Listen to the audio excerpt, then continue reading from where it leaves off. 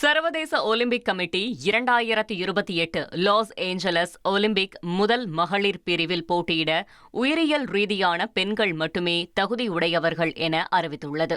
இதனை உறுதிப்படுத்த ஒருமுறை மட்டும் நடத்தப்படும் SRY மரபணு சோதனை அடிப்படையாக கொள்ளப்படும்.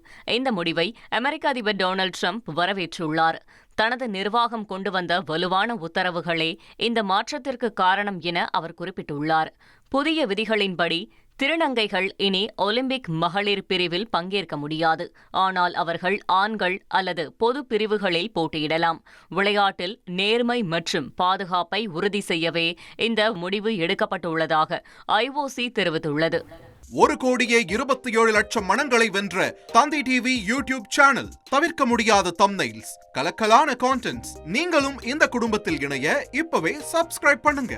அசுரபலம் கொண்ட எங்கள் டிஜிட்டல் கரங்களில் உங்கள் விளம்பரங்களை சேர்க்க வாட்ஸ்அப் பண்ணுங்க. 8939888838. Email advtthanditv@dttv.in.